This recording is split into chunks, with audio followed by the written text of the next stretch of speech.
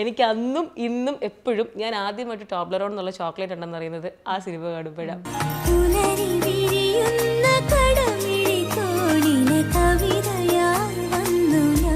ഇത്രയും വർഷം കഴിഞ്ഞിട്ട് ആൾക്കാർ ഓർക്കണമെന്ന് പറയുന്നത് തന്നെ അതൊരു വലിയ കാര്യം. I am really grateful. Psychologist ആണ്, ആക്ട്രസ് ആണ്, സിംഗറാണ്, ആങ്കറാണ്, ഒരു സകലകലാ വല്ലഭയാണ്.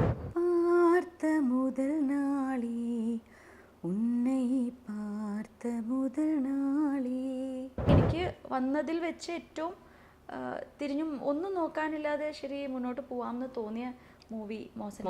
പിന്നെ ഒരു ക്യാരക്ടർ വളരെ പവർഫുൾ ആയിട്ടുള്ളൊരു ഫീമെയിൽ ക്യാരക്ടർ അങ്ങനെ ആർക്കും കിട്ടില്ല. പക്ഷേ ഈ ഒരു പെർട്ടിക്കുലർ ഫിലിം ചൂസ് ചെയ്യാനുണ്ടായിരുന്ന കാരണം എന്താ? ഇപ്പം ലാലേട്ടൻ്റെ കൂടെ ആയിക്കോട്ടെ, മമ്മൂക്കയുടെ കൂടെ ആയിക്കോട്ടെ, ഇഷ്ടം പോലെ ആൾക്കാരുടെ കൂടെ ചെറുതായിരുന്നപ്പോൾ തന്നെ 2 വയസ്സ് 3 വയസ്സിലൊക്കെ തന്നെ അഭിനയിക്കാൻ പറ്റി. വീട്ടിൽ ഞങ്ങൾ ചോക്ലേറ്റ്സ് ഒന്നും വാങ്ങി വെക്കാറില്ല. മാമിന്റെ ഫ്രിഡ്ജ് എങ്ങനെയായിരിക്കുന്നത്? എൻ്റെ ഫ്രിഡ്ജ് ഈ പറഞ്ഞ പോലെ മറ്റേ കറിയും ദോഷമാവും.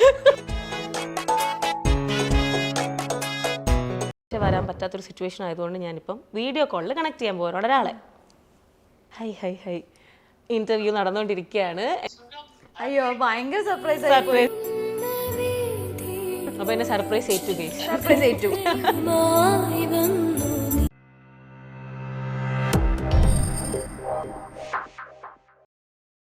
ഹായ്, ഹലോ, നമസ്കാരം. ജാങ്കോ സ്പേസിൻ്റെ പുതിയൊരു എപ്പിസോഡിലേക്ക് എല്ലാവർക്കും സ്വാഗതം. ഞാൻ കിങ്ങിണി. അപ്പോൾ ഇന്ന് എൻ്റെ കൂടെ ജോയിൻ ചെയ്യുന്ന ഒരു ഗസ്റ്റിനെ പറ്റിയിട്ട് പറയാനാണെങ്കിൽ ഞാൻ അധികം ഒരുപാടൊന്നും വലിച്ചു നീട്ടുന്നില്ല. ഒറ്റ കാര്യം പറയുന്നുള്ളൂ. ചില ആൾക്കാർ ഒരൊറ്റ സിനിമയോ ഒരൊറ്റ പാട്ടോ ചെയ്താൽ മതി, നമ്മുടെ ഒരു ഫേവറേറ്റ് ലിസ്റ്റിലേക്ക് അപ്പം തന്നെ ഇടന്നിടും. എത്ര നാൾ അവരെ കാണാതിരുന്നാലും എത്ര നാൾ കഴിഞ്ഞാലും അവർ പിന്നെ നമുക്കൊന്ന് കാണുമ്പോഴത്തേക്ക് നമ്മുടെ സ്വന്തം വീട്ടിലെ പോലെ ഫീൽ ചെയ്യും. ഒരുപാട് സന്തോഷം തോന്നും. അത്തരത്തിലുള്ള ഒരു നായികയാണ് നമ്മുടെ കൂടെ ഇന്ന് ജോയിൻ ചെയ്യുന്നത്, Aswathy Ashok Vishal. Welcome to the show. Thank you. ഒരുപാട് സന്തോഷം. മാമിനെ ഇങ്ങനെ കണ്ട് താഴെ ഞാനിപ്പോൾ ഇങ്ങനെ പിക്ക് ചെയ്ത് വരുമ്പോൾ ഞാൻ ഇങ്ങനെ ഭയങ്കര എക്സൈറ്റഡ് ആയിട്ടായിരിക്കുന്നത്. കാര്യം ആ ഒരു സിനിമ ഇറങ്ങുന്നത്, മാമിൻ്റെ കുട്ടിക്ക് ഇപ്പോൾ എത്ര വയസ്സായി? എൻ്റെ മോൾക്ക് 8 വയസ്സായി. എനിക്ക് 8 വയസ്സുള്ളപ്പോഴാണ് അത് ശരി സിനിമ റിലീസ് ചെയ്യുന്നത്. ഞാൻ ആ ഇയർ വെച്ചിട്ട് കാൽക്കുലേറ്റ് ചെയ്തു. അപ്പോൾ എനിക്ക് ഭയങ്കര സന്തോഷം ഇങ്ങനെ കാണാൻ പറ്റിയപ്പോഴും ഒക്കെ. ഞാനിങ്ങനെ വലിയ ഇൻട്രോ ഒക്കെ പറയണമെന്ന് വിചാരിച്ചാണ്. പക്ഷെ നമ്മൾ എക്സൈറ്റ്മെന്റ് ഒക്കെ വരുമ്പോൾ ഓപ്പൺ ആയിട്ട് അങ്ങ് നേരെ അതങ്ങ് തന്നെ വരുമല്ലോ. അങ്ങനെയാണ്. അപ്പം ഇപ്പോൾ പെട്ടെന്നാണ് നമ്മൾ വീണ്ടും ഇങ്ങനെ സോഷ്യൽ മീഡിയയിലൊക്കെ വന്ന് ആക്റ്റീവായിട്ട് ആളുകളിലേക്കൊക്കെ വീണ്ടും എത്തുന്നത്. ഇപ്പം ഞാൻ ജസ്റ്റ് ഇൻ്റർവ്യൂവിന് റെഫറൻസ് ഒക്കെ എടുക്കാൻ നോക്കിയപ്പം മാമിൻ്റെ ഇപ്പം വന്ന ഒരു ഇൻ്റർവ്യൂവും അതുപോലെ തന്നെ ആ പാട്ടിൻ്റെ വിഷ്വലും കയറി നോക്കിയപ്പം അതിലും കുറേ കമൻസ്, റീസെൻറ്റ് കമൻസാണ്, എല്ലാം റീസെൻറ്റ് കമൻസാണ്. ലൈക്ക് 1 മണിക്കൂർ മുന്നിട്ട കമൻറ്റ് ഉണ്ട്. അത് ഇന്ന് ഞാനത് നോക്കുമ്പോൾ ഇതിന് 1 മണിക്കൂർ മുന്നിട്ട കമൻറ്റ് ഉണ്ട്, ഇന്നലെ ഇട്ട കമൻസ് ഉണ്ട്. പിന്നെ സെർച്ച് ചെയ്ത് നോക്കുമ്പോഴത്തേക്ക് മാമിൻ്റെ പഴയ ഇൻ്റർവ്യൂ, അതായത് മലയാള മനോരമയ്ക്കൊക്കെ കൊടുത്ത ബൈറ്റിൻ്റെ ഇൻ്റർവ്യൂസ് വരെ ഇപ്പം ട്രെൻഡിങ്ങിലുണ്ട്. അപ്പോൾ അതൊരു വലിയ സംഭവമാണ്, കുറേ വർഷങ്ങൾക്ക് ശേഷം വരിക എന്നുള്ളത്. ഇത്രയും വർഷം കഴിഞ്ഞിട്ട് ആൾക്കാർ ഓർക്കണമെന്ന് പറയുന്നത് തന്നെ അതൊരു വലിയ കാര്യം. I am really grateful. Actually എങ്ങനെയായിരുന്നു ഇപ്പോൾ ഈ തിരിച്ചുവരവിൻ്റെ തുടക്കം? എങ്ങനെയായിരുന്നു ഫസ്റ്റ് സ്റ്റാർട്ടിങ്? തിരിച്ചുവരവ് എനിക്ക് എന്തെങ്കിലും ചെയ്യണം എന്ന് തോന്നിയിരിക്കുന്ന ഒരു സമയമായിരുന്നു. കാര്യം കുട്ടികൾ അത്യാവശ്യം വളർന്നു, അവരവരെ കാര്യങ്ങളൊക്കെ ഇൻഡിപെൻഡൻ്റ് ആയിട്ട് മാനേജ് ചെയ്യുന്ന ഒരു ഏജിലെത്തി. അപ്പോൾ എപ്പോഴും തിരിച്ചു വരണം, എന്തെങ്കിലും തിരിച്ചു വരാമെന്ന് വെച്ചാൽ മീഡിയയിലേക്ക് എന്നല്ല ഞാൻ പറഞ്ഞത്, എന്തായാലും എൻ്റെ ഒരു പ്രൊഫഷനിലേക്ക് തിരിച്ചു വരണം എന്നുണ്ടായിരുന്നു മദർഹുഡിൽ നിന്ന്. അപ്പോൾ അങ്ങനെയാണ് ഇരിക്കുന്ന സമയത്ത് ഞാനപ്പോൾ ഹസ്ബൻഡിനോട് പറയുകയും ഹസ്ബൻഡിനോട് ചോദിക്കുകയാണ്, so what is in your mind എന്ന് ചോദിക്കുകയും, അപ്പോൾ ഞാൻ പറഞ്ഞു എനിക്ക് I am a psychologist by profession. So I was wondering where I should return back എന്നുള്ളത്. അപ്പോൾ എന്നോട് പറഞ്ഞു എന്ത് തന്നെയാണെങ്കിലും I had some body pain, കുറച്ച് മേലുവേദന കാലുവേദനയൊക്കെ ഉണ്ടായിരുന്നു. അപ്പോൾ പറഞ്ഞു ഒരു 100 day ട്രാൻസ്ഫോർമേഷൻ പോലെ ഒരു കാര്യം പ്ലാൻ ചെയ്യുക. ആ 100 ദിവസം കൊണ്ട് നിനക്കൊരു ഐഡിയ കിട്ടും. Because when you are physically fit you have more mental clarity. അപ്പോൾ അതാണ് അദ്ദേഹം എനിക്ക് സജസ്റ്റ് ചെയ്ത് തന്നത്. അപ്പോൾ ഞാൻ അത് സ്റ്റാർട്ട് ചെയ്യാന്നുള്ളൊരു ഉദ്ദേശത്തിൽ അപ്പോൾ ഞാൻ വിചാരിച്ചു അത് നമുക്ക് ഷൂട്ട് ചെയ്യാം. കാര്യം ഒരുപാട് സ്ത്രീകളുണ്ട്, ഒരുപാട് അമ്മമാരുണ്ട്, അവർക്ക് ഒരു ബാക്ക് ടു അവരുടെ ഒരു ഫോമിലേക്ക് പോകാൻ മടി കാണിക്കുന്നവർ. So I thought if it could inspire at least even 1 person, അത് പോട്ടെ. അങ്ങനെ ഒരു ഉദ്ദേശത്തോടെയാണ് വീഡിയോ സ്റ്റാർട്ട് ചെയ്ത് തുടങ്ങിയത്. അത് കണ്ട് പിന്നെ ഒരു ഇൻ്റർവ്യൂസ് അങ്ങനെ വന്നു തുടങ്ങി. ആയിരിക്കാം എന്താ വെച്ചാൽ എനിക്ക് അങ്ങനെ ഇൻസ്റ്റാഗ്രാം പേജോ അല്ലെങ്കിൽ അത് പ്രോപ്പറായി മാനേജ് ചെയ്യുന്ന ഒരു ഇതൊന്നും ആയിരുന്നില്ല. കുറച്ച് ഫ്രണ്ട്സും എൻ്റെ 1-2 പേഴ്സണൽ കാര്യങ്ങൾ മാത്രം ഉണ്ടായിരുന്ന ഒരു പേജായിരുന്നു എൻ്റെ. അത് ആക്റ്റീവായി അങ്ങനെ അതിൽ നിന്ന് പിന്നെ ഇൻ്റർവ്യൂസ് വന്നു and now I am here. ഒരുപാട് ട്രോൾ പേജസിലൊക്കെ ഭയങ്കര സജീവമാണ് ഇപ്പോൾ. അത് മെയിനും ഹസ്ബൻഡിന്റെയും ചേട്ടൻ്റെയും രണ്ടുപേരുടെയും കൂടെ ഫോട്ടോസും കാര്യങ്ങളും ഒക്കെ വന്നിട്ട് ട്രോൾ ഞാൻ കണ്ടില്ല. ട്രോൾ അല്ല, ട്രോൾ പേജസിൽ നമ്മുടെ ഇതിനെ പറ്റിയിട്ട് ട്രോൾ അല്ല, ഇങ്ങനെ ഇവർ രണ്ടുപേരുമാണ് ആ കുട്ടി ബാലതാരങ്ങൾ രണ്ടുപേരുമാണ് ഇപ്പം ഹസ്ബൻഡ് ആൻഡ് വൈഫ് എന്നുള്ള പോസ്റ്റൊക്കെ. പക്ഷെ നമുക്ക് ചേട്ടനെ കാണാനില്ല അല്ലെ? ഞാനും മെമ്മിനെ വിളിച്ചിട്ട് ചോദിച്ചു കപ്പിൾ ഇന്റർവ്യൂ കിട്ടുമോ എന്നാണ് ഞാനും ചോദിക്കുന്നത്. അപ്പൊ ആളെവിടെയാണ്? ആൾ actually he's into business. അപ്പോൾ അദ്ദേഹത്തിൻ്റെ പ്രോജക്ട്സ് നടന്നുകൊണ്ടിരിക്കുകയാണ്. അപ്പോൾ ഹീസ് വർക്കിംഗ് ആക്ച്വലി. അപ്പം അതുകൊണ്ടാണ് നാട്ടിൽ തന്നെയാണോ കൊച്ചിയിൽ തന്നെയാണോ? കൊച്ചിയിൽ തന്നെയാണ്. He's travelling in between also. പക്ഷേ ആള് ഹീസ് വർക്കിംഗ്. അപ്പോൾ വർക്കുമായി അദ്ദേഹത്തിന്റെ ബിസിനസ്സുമായിട്ട് തിരക്കിൽ പോയിക്കൊണ്ടിരിക്കുകയാണ്. ആൾക്ക് താല്പര്യമുണ്ടോ ഇങ്ങനെയൊക്കെ വീണ്ടും ഫിലിം ഇന്റർവ്യൂ? അങ്ങനെ താല്പര്യം ഉണ്ടോ? താല്പര്യപ്പെട്ട് വരുന്നൊരു പൊസിഷനിലല്ല. ബിക്കോസ് ഭയങ്കര ബിസിയാണ്. അത്യാവശ്യം അദ്ദേഹത്തിന്റെ ജോലി തിരക്കുകളോടുകൂടി പോയിക്കൊണ്ടിരിക്കുകയാണ്. അപ്പോൾ ഇങ്ങനെ ഒരു കാര്യത്തെക്കുറിച്ച് ഇപ്പോൾ പാരലലി അദ്ദേഹം ചിന്തിക്കുന്നില്ല എന്ന് തോന്നുന്നു. ആസ്റ്റ് ഹിം ഓൾസോ ഇല്ല, തൽക്കാലം ഇല്ല, ഞാനൊന്ന് പോട്ടെ എന്ന് പറഞ്ഞ് പോവാണ് ചെയ്തത്. ഇന്റർവ്യൂ കണ്ടിട്ട് എന്തെങ്കിലും പറഞ്ഞോ? പിന്നെ കണ്ടു, അഭിപ്രായങ്ങൾ പറയാറുണ്ട്. ഓക്കെ, ഭയങ്കര സന്തോഷമാണ് തിരിച്ചു വരുന്നതിൽ. തീർച്ചയായിട്ടും, ഉറപ്പായിട്ടും. അപ്പോൾ ഈ റീ എൻട്രിക്ക് ശേഷം ഇപ്പം ഞാൻ കണ്ട വീഡിയോസിൻ്റെ ഒക്കെ താഴെ ഏറ്റവും കൂടുതൽ ഒരു കമന്റ് ഇട്ടിരിക്കുന്നത് ഇനി എപ്പോഴും നമുക്ക് സിനിമ കാണുന്നത് എന്നുള്ളതാണ്. അപ്പോൾ ഞാനത് അവസാനം ഒന്നും ചോദിക്കുന്നില്ല, ആദ്യം തന്നെ ചോദിക്കുന്നത് ഇനി നമുക്ക് സിനിമയിലൊക്കെ കാണാൻ പറ്റുമോ? ഞാൻ അങ്ങനെ ഒന്നും സത്യമായിട്ട് പറയാ പ്ലാൻ ചെയ്തിട്ടോ അങ്ങനെ ഒന്നും ഞാൻ ലൈഫിൽ പ്ലാൻ ചെയ്യാറില്ല. നാളെ ഇപ്പം എന്താ ചോദിക്കുന്നതെന്ന് ചെയ്യാൻ പോകുന്നതെന്ന് ചോദിച്ചാലും എനിക്ക് അങ്ങനെ വലിയ പ്ലാനൊന്നുമില്ല. അപ്പം നമ്മൾ ഒരു 2-3 ദിവസം മുമ്പ് പറഞ്ഞു, 2-3 ദിവസം മുമ്പ് പ്ലാൻ ചെയ്തു. അത് കഴിഞ്ഞപ്പോൾ ഞാൻ ഇന്നലെ രാത്രി വിളിച്ച് ചോദിച്ചു നമ്മൾ ഓക്കെ ആണോ, ഞാൻ ഇന്നിവിടെ എത്തി. ഞാൻ മാക്സിമം ആ ഒരു ഫ്ലോയിൽ പോയിക്കൊണ്ടിരിക്കുക. ഇപ്പോൾ അത്യാവശ്യം നല്ല ഫ്ലോയിൽ പോകുന്നുണ്ട്. അപ്പോൾ തൽക്കാലത്തേക്ക് അങ്ങനത്തെ പ്ലാൻസ് ഒന്നും മനസ്സിൽ വിചാരിച്ചിട്ടില്ല. But I want to come up with something. I will come up with something. അത് ഞാൻ waiting for that. I will come up with something. ഞങ്ങൾ ഭയങ്കരമായിട്ട് അത് കാത്തിരിക്കുകയാണ്. Working on that. ഓക്കെ, എന്തായാലും അത് ഉടനെ തന്നെ നടക്കട്ടെ. ഞങ്ങൾ അതിന് ഭയങ്കരമായിട്ട് വെയിറ്റ് ചെയ്തു. അത് ചേട്ടനും കൂടെ തിരിച്ചു വരികയാണെങ്കിൽ എനിക്ക് അത്രയും സന്തോഷം. കാര്യം അത്രയും നല്ലൊരു ആക്ടറാണ്. ഇപ്പോൾ നമുക്ക് പറയാൻ കുറച്ച് ഫിലിംസ് ആണ് എണ്ണം ഉണ്ടെങ്കിൽ പോലും ആ എല്ലാ ഫിലിംസിലും എല്ലാ ക്യാരക്ടേഴ്സും ആൾക്കാർക്ക് ഭയങ്കര നോട്ടബിൾ ആണ്. ഇഷ്ടമുള്ള കഥാപാത്രങ്ങൾ എല്ലാം ചെയ്തിരിക്കുന്നത്. അപ്പോൾ അതുകൊണ്ട് ഞങ്ങൾ അതിനും വെയിറ്റിംഗ് ആണ്. രണ്ടുപേരോട് ഒരുമിച്ച് വന്നത് അത്രയും സന്തോഷം. ഓക്കെ, ദെൻ കമ്മിങ് ടു നമ്മുടെ ലൈഫ് പേഴ്സണൽ കാര്യങ്ങളിലേക്കൊക്കെ നമുക്ക് വരാം. ഈ പറഞ്ഞ പോലെ 2 കുട്ടികളൊക്കെ ആയിട്ട് ഭയങ്കരമായി മദർഹുഡ് ഒക്കെ എൻജോയ് ചെയ്ത് പൊയ്ക്കൊണ്ടിരിക്കുന്ന ഒരു സ്റ്റേജ് ആയിരുന്നു. മേം അതിന്റെ കൂട്ടത്തിൽ വർക്ക് ചെയ്യുന്നുണ്ടായിരുന്നോ? ഞാൻ സൈക്കോളജിസ്റ്റ് ആയിട്ട് വർക്ക് ചെയ്തിരുന്നു. അതിനുശേഷം ഞാൻ കുട്ടികൾ ഒരു ഏജ് ആയപ്പോൾ ഞാൻ പതുക്കെ ക്വിറ്റ് ചെയ്തു. ബിക്കോസ് നമുക്ക് ഒരുപാട് നമ്മളെ തന്നെ ഇൻവെസ്റ്റ് ചെയ്യേണ്ട ഒരു പ്രൊഫഷനാണ് അത്. It requires load of your എന്താ പറയുക, നമ്മളൊരു ഇമോഷണലി നമ്മൾ വേണ്ടാന്ന് വിചാരിച്ചാൽ പോലും അറിയാൻ നമ്മൾ ഇൻവോൾവ് ആവുന്ന ഒരു പ്രൊഫഷനാണ്. സോ ഫോർ മീ പേഴ്സണലി സിമ്പത്തിയും എംപത്തിയും ഒക്കെ ഒരുപോലെ ഉള്ള ഒരാളാണ് ഞാൻ. So that kind of sometimes I felt it was draining me to some extent. അപ്പോൾ എൻ്റെ കുഞ്ഞുങ്ങൾ വളരെ കുഞ്ഞു പ്രായം ആയതുകൊണ്ട് എനിക്കത് രണ്ടും കൂടെ മിക്സപ്പ് ചെയ്യാനുള്ള ഒരു ഐഡിയ ഉണ്ടായിരുന്നില്ല. സോ ഐ തോട്ട് ഒരു ഏറ്റവും ഹാപ്പി ആയിട്ടുള്ള പെപ്പി ആയിട്ടുള്ള വൈബ്രൻ്റ് ആയിട്ടുള്ള ഒരു മദർഹുഡ് അവർക്ക് കൊടുക്കണം എന്ന് ആഗ്രഹം ഉണ്ടായിരുന്നു. സോ തൽക്കാലം ഞാൻ I took a break from that. Okay, അപ്പോൾ ഇനി മാം ഇപ്പം വീണ്ടും കണ്ടിന്യൂ ചെയ്യാൻ ഇപ്പം ഫിലിം ഓർ വർക്ക് എന്ന് ചോദിച്ചു കഴിഞ്ഞാൽ I have not decided. As I said, I have something in my mind, but let it happen, then I will let you know. Okay. ഇപ്പോൾ മേമിനെ പറ്റി പറയുമ്പോൾ ഇപ്പോൾ ഞാൻ ഇപ്പോഴും അറിയുന്ന സൈക്കോളജിസ്റ്റ് ആണെന്നുള്ള കാര്യം. സൈക്കോളജിസ്റ്റ് ആണ്, ആക്ട്രസ് ആണ്, സിംഗറാണ്, ആങ്കറാണ്, ഒരു സകലകലാ വല്ലഭയാണ്. ഞങ്ങൾക്ക് അറിയാത്ത വേറെ എന്തൊക്കെ ടാലൻ്റാണ് ഉള്ളത്? ഞാൻ അത്യാവശ്യം നന്നായി എന്ന് പറയുന്നില്ല, അത്യാവശ്യം വരയ്ക്കും. 1-2 പെയിന്റിംഗ് എക്സിബിഷൻസ് ഒക്കെ കണ്ടക്ട് ചെയ്തിട്ടുണ്ട്. അയ്യോ, അപ്പോൾ നല്ലപോലെ വരയ്ക്കും. അത്യാവശ്യം അങ്ങനെ നമ്മളെ പറ്റി ശരിയല്ലല്ലോ. വരയ്ക്കും. അപ്പോൾ എനിക്ക് ഞാൻ പെയിന്റിംഗ് എക്സിബിഷൻസ് ചെയ്തിട്ടുണ്ട്. അതൊക്കെ തന്നെ. ഡാൻസ് കളിക്കും, അത് നമുക്ക് ആ വീഡിയോയിൽ കാണാമല്ലോ. അത്യാവശ്യം ഡാൻസ് കളിക്കും. ഡാൻസ് പഠിച്ചിട്ടൊന്നുമില്ല. ഡാൻസിനേക്കാളും കുറച്ചുകൂടെ പെയിന്റിങ് ഭേദമാണെന്ന് തോന്നുന്നു എന്നോട് ചോദിക്കുകയാണെങ്കിൽ.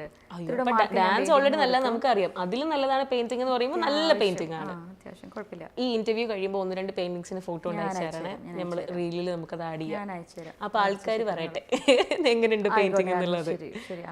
ഓക്കെ, അങ്ങനെ തന്നെ വരട്ടെ, എല്ലാം അടിപൊളിയാണ് എന്തായാലും. ഇപ്പൊ മേം പറയുമ്പോൾ നമുക്കത് മനസ്സിലാവുന്നുണ്ട്. ഓക്കെ, അപ്പൊ ഇതൊക്കെയായിരുന്നു മേമിന്റെ ടാലൻസ് ഒക്കെ. അപ്പം ഈ സൈക്കോളജിസ്റ്റ് ചൂസ് ചെയ്യാനുള്ള കാര്യം ഉണ്ടായിരുന്നു കോളേജിൽ? സൈക്കോളജി എനിക്ക് ഇഷ്ടമായിരുന്നു. എനിക്ക് ഒരുപാട് വിഷയങ്ങൾ ഞാൻ പഠിച്ചിട്ടുണ്ട്. ഞാൻ എൻ്റെ ഡിഗ്രി ചെയ്തത് ഫ്രഞ്ച് ലാംഗ്വേജിലാണ്. ഫ്രഞ്ചാണ് മെയിൻ എടുത്ത് ചെയ്തത്. അത് കഴിഞ്ഞ് അപ്പോൾ ഞാൻ ഇത് ജോലിയും കൂടെ ചെയ്യുന്ന സമയമായിരുന്നു. ഞാൻ കുറച്ച് തിരക്കിൽ പോയിക്കൊണ്ടിരിക്കുന്ന ടൈമായിരുന്നു. അങ്ങനെ ഫ്രഞ്ചിൽ ഞാൻ കമ്മ്യൂണിക്കേറ്റീവ് ഫ്രഞ്ചാണ് ഡിഗ്രി ചെയ്തത്. അപ്പോൾ അതിൻ്റെ ഡിഫറെൻറ്റ് ചോയ്സ് ആയിരുന്നു. അതിപ്പോൾ സബ് ഡിവിഷനായിട്ട് വന്നിരുന്ന 2 വിഷയങ്ങളായിരുന്നു, travel and tourism and English, communicative English. അപ്പോൾ ഞാൻ വിചാരിച്ചു okay for a change travel and ടൂറിസത്തിൽ MA ചെയ്യാം. ഇതിലേതെങ്കിലും ഒന്നാണ് നമ്മൾ MA ആയിട്ട് എടുക്കുക. അപ്പോൾ ഫ്രഞ്ച് MA ചെയ്യാൻ അന്ന് എനിക്ക് പ്രൊവിഷൻ ഉണ്ടായിരുന്നില്ല, because I was working here. MA അന്ന് മദ്രാസിൽ മാത്രമേ ഉണ്ടായിരുന്നുള്ളൂ. അപ്പോൾ അത് കാരണം പിന്നെയുള്ള രണ്ടാമത്തെ ചോയ്സ് MAക്ക് ടൂറിസം ആയിരുന്നു. അങ്ങനെ ഞാൻ ടൂറിസത്തിൽ MA ചെയ്ത് അത് പെർസ്യൂ ചെയ്ത് പോയി. പക്ഷേ സൈക്കോളജി എനിക്ക് I always I felt I can connect with people. എനിക്ക് ഭയങ്കര ഇഷ്ടമാണ് മനുഷ്യരുടെ ഇമോഷൻസും. ഞാൻ അതിന് ഒരുപാട് വില കൽപ്പിക്കുന്ന ഒരാളാണ്. അപ്പോൾ എനിക്കതിൽ ഒരാളെ ചിലപ്പോൾ I can be helpful to people എന്നൊരു ഫീലിംഗ് ഉണ്ടായിരുന്നു. And at the same time it can help you improve yourself. എനിക്കും കൂടെ വേണ്ടിയിട്ടാണ് ഞാൻ സൈക്കോളജി പഠിച്ചത്. അപ്പോൾ അങ്ങനെ ഞാൻ അതിൽ MA കംപ്ലീറ്റ് ചെയ്തു. MA കംപ്ലീറ്റ് ചെയ്തപ്പോൾ എനിക്കതിൽ വർക്ക് ചെയ്യാനുള്ള ഓപ്പർച്യൂണിറ്റീസ് കിട്ടി. കുറച്ച് നാൾ വർക്ക് ചെയ്തു. But then I got married. അപ്പോൾ തന്നെ എനിക്ക് കുഞ്ഞുങ്ങളായി. അപ്പോൾ ഞാൻ പറഞ്ഞില്ലേ, പിന്നെ അതിന് ശേഷം കുറച്ച് നാളിലേക്ക് കണ്ടിന്യൂ ചെയ്യാൻ പറ്റിയില്ല. ഓക്കെ, മാം ഭയങ്കര ഇമോഷണൽ ആണോ? ഞാൻ ഇമോഷണൽ ആണ് in my very personal space. അവിടെ മാത്രം you can see me maybe ബി ഇമോഷണൽ. അവർ മാത്രമേ എൻ്റെ ഇമോഷണൽ, അല്ലെങ്കിൽ ഞാൻ കുറച്ച് ഡിറ്റാച്ച്ഡ് ആണ്. ആണോ? പൊതുവെ ഭയങ്കര എന്താ പ്ലസന്റ് ആണ്, ലൈക്ക് ഭയങ്കര ഹാപ്പി ഫേസ് ആണ് കാണുമ്പോഴും. ഇപ്പൊ വന്നിട്ട് നമ്മൾ ഇത്രയും നേരം ഇന്ററാക്ട് ചെയ്തപ്പോഴും, അല്ലെങ്കിൽ ഫോൺ വിളിക്കുമ്പോൾ നമുക്ക് ഒരാളുടെ സൗണ്ട് കേൾക്കുമ്പോൾ അവർ ഭയങ്കര സ്നേഹത്തോടെയാണ് സംസാരിക്കുന്നതെന്ന് ഫീൽ ചെയ്യുമല്ലോ. അങ്ങനത്തെ ഒരു നേച്ചറാണ് പൊതുവെ. ഞാൻ അങ്ങനെയാണ്. എനിക്കങ്ങനെ പൊതുവെ എനിക്ക് എല്ലാവരോടും ഒരു ഇഷ്ടമുള്ള പ്രകൃതമാണ്. പിന്നെ അത് ഞാൻ തന്നെയാണ് അതിൽ. അങ്ങനെ ഞാനിപ്പോൾ എങ്ങനെയാണോ നമ്മൾ പുറത്തുനിന്ന് സംസാരിച്ചാൽ അങ്ങനെ തന്നെ ഞാൻ ഇവിടുന്ന് സംസാരിക്കുന്നത്. ഇവിടുന്ന് പോയാലും ഞാൻ അങ്ങനെ തന്നെയാണ് സംസാരിക്കുക. അതാണ് ഞാൻ. അപ്പോൾ എനിക്ക് വേറൊരു വ്യക്തിത്വമൊന്നുമില്ല. ഒറ്റ രീതിയിലാണ് മുമ്പിലും ബാക്കിലും എല്ലാം ഒറ്റ ഇതേ ഉള്ളൂ. ഇതായിട്ട് പോകുന്നത്. ഓക്കെ മാം, ഇപ്പോൾ സൈക്കോളജിസ്റ്റും കൂടെ ആയതുകൊണ്ട് എപ്പോഴും ഇങ്ങനെ ഹാപ്പി ആയിട്ട്, ലൈക്ക് ഭയങ്കര നമുക്ക് എന്തായാലും ലൈഫിൽ ഭയങ്കര സ്ട്രെസ്സും കാര്യങ്ങളൊക്കെ എന്തായാലും ഒരു സൈഡിൽ കൂടെ പോകുന്നുണ്ടാവും. പക്ഷേ അത് നമ്മളെ ഭയങ്കരമായി ബാധിക്കാതെ ഇങ്ങനെ പ്ലസന്റ് ആയിട്ടിരിക്കാൻ നമുക്കൊരു ടിപ്പ് പറഞ്ഞാൽ. പ്ലസന്റ് ആയിരിക്കാൻ എപ്പോഴും നമ്മളിങ്ങനെ നമ്മൾ ഒന്നാമത്തെ ഇതിപ്പോൾ എന്താണ് നമ്മൾ ബോദർ ചെയ്യുന്നതെന്നുള്ള ആദ്യം പ്രശ്നം എന്താണെന്ന് അനലൈസ് ചെയ്യുക. ഇപ്പോൾ ഫോർ എക്സാമ്പിൾ കിങ്ങിനിക്ക് ഒരു പ്രശ്നം ഉണ്ടെങ്കിൽ, ഒരു കാര്യം മനസ്സിൽ ബുദ്ധിമുട്ടിക്കുന്ന ഒരു കാര്യം ഉണ്ടെങ്കിൽ അതെന്താണെന്ന് ആദ്യം മനസ്സിലാക്കുക. എന്നിട്ട് ഇത് എനിക്ക് എന്തെങ്കിലും ഇതിൽ ചെയ്യാൻ പറ്റുമോ ചെയ്യാൻ പറ്റില്ല എന്ന് ആദ്യം ഒന്ന് വിശകലനം ചെയ്യുക. അപ്പോൾ മാറ്റാൻ പറ്റുന്ന കാര്യമാണെങ്കിൽ അത് മാറ്റുക, അത് ചെയ്യുക, അതിനു വേണ്ടി പ്രവർത്തിച്ച് മാറ്റി അതിൻ്റെ റിസൾട്ടിലേക്ക് എത്തുക. അതല്ല എനിക്കൊന്നും ചെയ്യാൻ പറ്റും. എല്ലാ പ്രശ്നങ്ങളും നമ്മളെ ബാധിക്കുന്ന കാര്യങ്ങളും നമ്മുടെ കയ്യിലുള്ള കാര്യങ്ങളായിരിക്കില്ല. മറ്റ് പല കാരണങ്ങൾ കൊണ്ട് നമ്മൾ വിഷമിക്കേണ്ട സാഹചര്യങ്ങൾ വരാം. അത് എല്ലാം നമ്മുടെ കയ്യിലല്ല. അത്തരത്തിലൊരു സാഹചര്യമാണെങ്കിൽ അതിനെ ഉൾക്കൊള്ളുക, ആക്സെപ്റ്റ് ചെയ്യുക. സമയം എടുക്കുമായിരിക്കും, ആക്സെപ്റ്റ് ചെയ്യുക. ആക്സെപ്റ്റ് ചെയ്തിട്ട് കുറച്ച് ആക്സെപ്റ്റ് ചെയ്ത് കഴിയുമ്പോൾ നമ്മളും അതുമായിട്ട് പൊരുത്തപ്പെടും, പിന്നെ മുന്നോട്ട് പോവുക. അത്രയേ ഉള്ളൂ. ഈ 2 ഓപ്ഷനേ ഉള്ളൂ. ഇത് എന്താ ഇതിലേതെങ്കിലും ഒന്ന് അത് നമ്മളെ ഒരു കാർന്ന് തിന്നുന്ന അവസ്ഥയിലേക്ക് എത്താതിരിക്കുക. ഭയങ്കര രസമായിട്ട് സംസാരിക്കുന്നത് എനിക്ക് ഭയങ്കര ഇഷ്ടമായി. ഞാൻ ഭയങ്കര ഒരു ഭയങ്കര എനർജി അങ്ങനത്തെ ഒരു ഇന്റർവ്യൂ ആയിരിക്കും വിചാരിച്ച് തുടങ്ങിയെങ്കിൽ ഭയങ്കര രസമായിട്ട് ഞാനിങ്ങനെ കേട്ടിരിക്കും. ഓക്കെ മാം പറഞ്ഞു, ഞാൻ കേട്ടോണ്ടിങ്ങനെ ഇരിക്കാം. ആ ഒരു ഫ്ലോയിലാണ് പോകുന്നത്. അപ്പോൾ നമുക്ക് നമ്മുടെ സിനിമയെ പറ്റി സംസാരിക്കണം. മോഹൻ കാറ്ററിൻ്റെ വിശേഷങ്ങളും പറയണമല്ലോ എന്തായാലും. ആ ഒരു സിനിമയെ പറ്റി പറയുമ്പം എല്ലാവരും ഇപ്പോൾ പാട്ടായിരിക്കും പെട്ടെന്ന് ഓർമ്മ വരുന്ന സീന്, മറ്റേ 5 സ്റ്റാർ ആ ഒരു സോങ്ങും കുറേ എല്ലാവർക്കും ഓർമ്മ വരും. എനിക്ക് 2 സീനുമല്ല ഓർമ്മ വരുന്നത്. എനിക്ക് അന്നും ഇന്നും എപ്പോഴും ഞാൻ ആദ്യമായിട്ട് ടോബ്ലറോൺ എന്നുള്ള ചോക്ലേറ്റ് ഉണ്ടെന്ന് അറിയുന്നത് ആ സിനിമ കാണുമ്പോഴാണ്. എനിക്ക് ആ ഒരു ഫ്രിഡ്ജ്, ഞങ്ങളുടെയൊക്കെ ഡ്രീം ഫ്രിഡ്ജാ. ഇങ്ങനെ തുറക്കുമ്പോൾ സൈഡിൽ ഫുള്ള് ജ്യൂസും ഫ്രണ്ടിൽ ഫുള്ള് ചോക്ലേറ്റ്സും, പിന്നെ ആ കുട്ടി ഇങ്ങനെ സ്പെല്ലിംഗ് ഒക്കെ ഇങ്ങനെ വായിക്കുന്നത്. അത് ഭയങ്കര സങ്കടം വരും. അത് മേമ പ്രസന്റ് ചെയ്യുന്ന രീതിയും മേമിന്റെ ഫേസിലെ വിഷമവും ആ കുട്ടി കരയുന്നതും ഒക്കെ, ആ ഒരു സീൻ എനിക്ക് ഭയങ്കര ഇഷ്ടമായിരുന്നു. കാര്യം ചോക്ലേറ്റ് ഇങ്ങനെ ഇത്രയും ചോക്ലേറ്റ്സ്, ഫ്രിഡ്ജ് ഫുള്ള് നമുക്ക് ഇഷ്ടമുള്ള സാധനങ്ങൾ. നമ്മുടെയൊക്കെ വീട്ടിൽ അതല്ലല്ലോ ഫ്രിഡ്ജ് തുറന്നു കഴിഞ്ഞാൽ കാണുന്നത്. നമ്മുടെ വീട്ടിൽ ഫ്രിഡ്ജ് തുറന്നു കഴിഞ്ഞാൽ കാണുന്ന തലേദിവസത്തെ കറിയുടെ ബാക്കി യാഥാർത്ഥ്യങ്ങളാ പറഞ്ഞുകൊണ്ടിരിക്കുന്നത്. ഇതുപോലത്തെ സാധനങ്ങളായിരിക്കും. മറ്റേ ഐസ്ക്രീമിന്റെ ബോക്സ് ഉണ്ടാവും, ഫാമിലി പാക്ക് ഐസ്ക്രീമിന്റെ, തുറക്കുമ്പോൾ അച്ചാർ. ഇതൊക്കെ ആയിരിക്കും വീട്ടിലുണ്ടാവുക.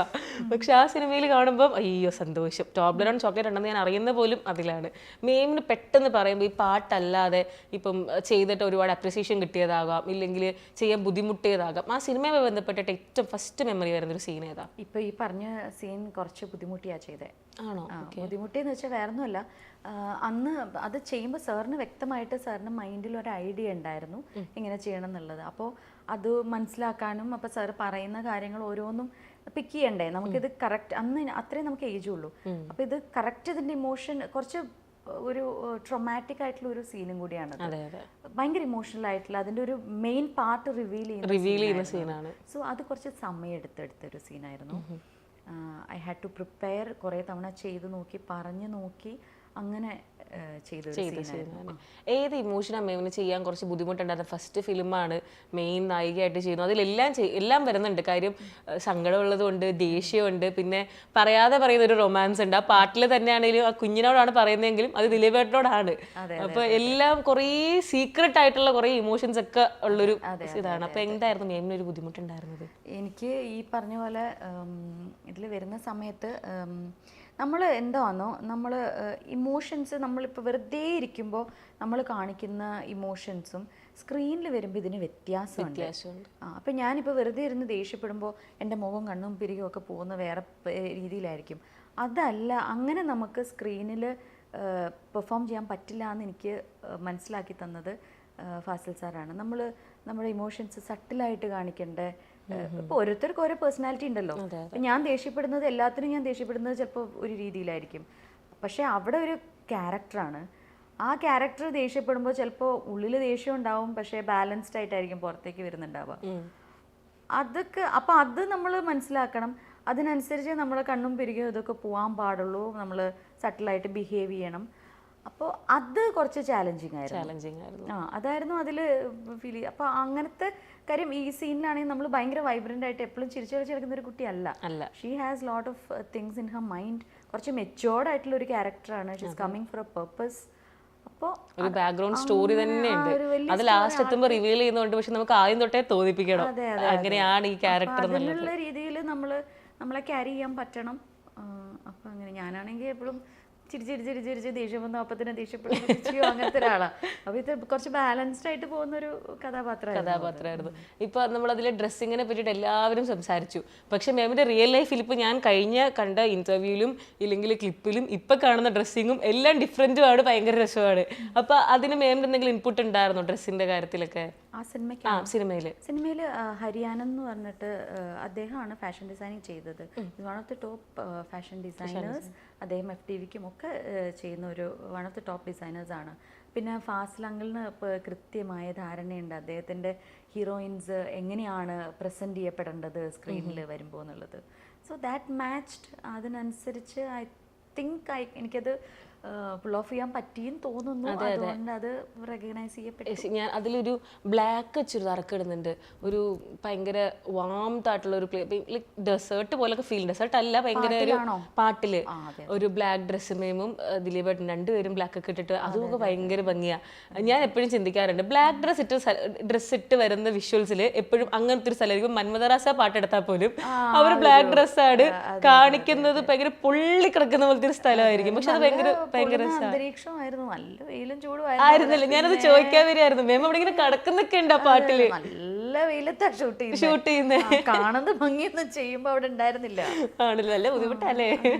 നല്ല വെയിലായിരുന്നു. ഇങ്ങനെ നമ്മളിങ്ങനെ മറ്റേ ടാൻ എന്നൊന്നും പറഞ്ഞാ പോരാ, കരിഞ്ഞിട്ടാണ് അടുത്ത ദിവസം വരുന്നത്. അയ്യോ, പിന്നെ അത് മാറി വരണമെങ്കിൽ ഒരു സമയം എടുക്കും. സൺസ്ക്രീൻ ഒന്നും എത്ര ഒന്നും ഇട്ടിട്ട് കാര്യമില്ല. അപ്പൊ അത്രയും ഇതിലല്ലേ ചെയ്യുന്നത്. പിന്നെ ഭയങ്കര ടയേർഡും ആവുമല്ലോ അത് കഴിയുമ്പോൾ. നമ്മൾ പ്ലസന്റ്ഫുൾ ആയിട്ട് അഭിനയിക്കുകയാണല്ലോ വെയിലത്ത് നിന്നിട്ട്. അപ്പൊ എന്തായാലും മോശം കാറ്റിന്റെ വിശേഷം പറഞ്ഞ ശരിക്കും ഒരു കുട്ടി സർപ്രൈസ് തരാം. ആയിക്കോട്ടെ, ഓക്കെ. ഞാൻ കണക്ട് ചെയ്യാം. ഞാൻ ഇവിടെ വരാനാണ് ശ്രമിച്ചത്. മാമിന് ഓർമ്മയുണ്ടോയെന്ന് പോലും എനിക്കറിയില്ല. പക്ഷെ വരാൻ പറ്റാത്തൊരു സിറ്റുവേഷൻ ആയതുകൊണ്ട് ഞാനിപ്പം വീഡിയോ കോളിൽ കണക്ട് ചെയ്യാൻ പോകാനാണ് ഒരാളെ.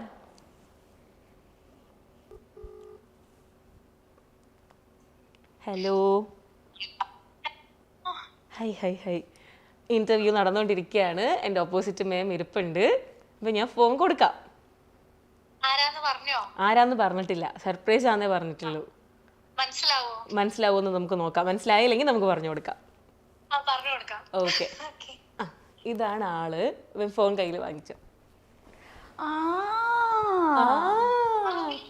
അമ്മു, മനസ്സിലായി? മനസ്സിലായി, പിന്നെ മനസ്സിലാവണ്ടേ? കണ്ടോ? എന്തുണ്ട് വിശേഷം?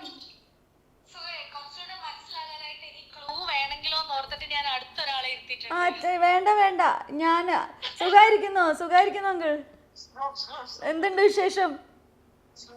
അയ്യോ, ഭയങ്കര സർപ്രൈസ് ആയില്ലേ? ഇത് ആരാന്ന് ഞാൻ ഇനി ഓഡിയൻസിന് പറഞ്ഞു തരാം. നമ്മുടെ മോസ് ആൻഡ് ഗേറ്റ് സിനിമയില് മേമിന് ഞാൻ പറഞ്ഞുതരാം. മോസ് ആൻഡ് ഗേറ്റ് സിനിമയില് അദ്ദേഹമായിരുന്നു അസിസ്റ്റന്റ് ഡയറക്ടർ. ജനചേട്ടൻ എനിക്ക് എപ്പോഴും അവിടെയുള്ള ഏറ്റവും വലിയ സപ്പോർട്ടായിരുന്നു.